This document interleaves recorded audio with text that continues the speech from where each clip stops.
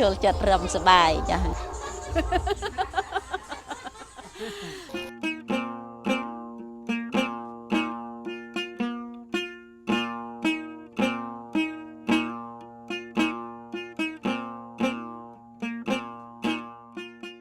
ក្រុមហ៊ុននោះមកគេយកដៃខ្ញុំអស់មកដល់គេចូល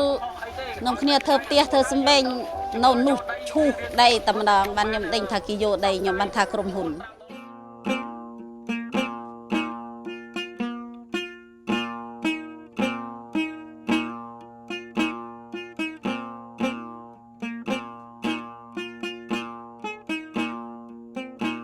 មកហុយម៉ៃខ្ញុំអាយុ48ឆ្នាំចាខ្ញុំមានកូន8នាក់ខ្ញុំនៅតាំងពីខ្ញុំកើតមកនៅតែភូមិបោះឯង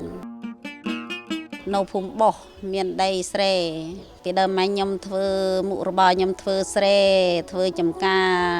ដាំដំណាំលក់ចាខ្ញុំស្រឡាញ់ប្រទេសស្រឡាញ់ភូមិស្រឡាញ់សហគមន៍យើងដល់ឥឡូវសប្ងៃយ៉ាប់លំបាកណាស់ហើយផ្ទះខ្ញុំដែលគេដិតនោះឆេះអស់មីក្រូបាសស្ដីអីទាំងអស់មើលប្រដាប់ប្រើប្រាស់មីក្រូនោះធំដិតឆេះអស់លីង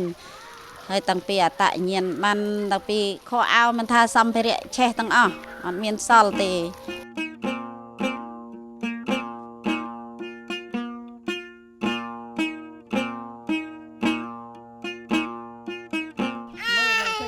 បន្ទាប់គេដោះលេងខ្ញុំក៏មកនៅជួបជុំកូនចៅឯនេះវាមិនមានប្រទេសនៅហើយក៏មកនៅជាមួយកូនប្តីក៏បាត់រត់បាត់អស់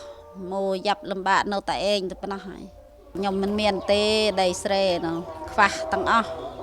គ្មានដីគ្មានចង្ការអីបានអុយកូនទៅថៃអស់វាមានស្ដីតាតិចដាច់រយហូបមានរយធ្វើក៏មានគេ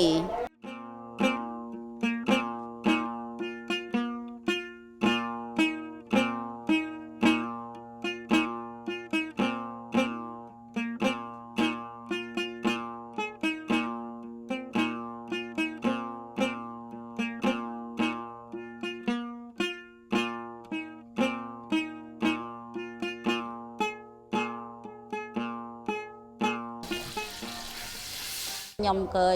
ចង់បានអីខ្ញុំចង់បានតែដីមកវិញធ្វើស្រែចម្ការប៉ុណ្ណោះហើយ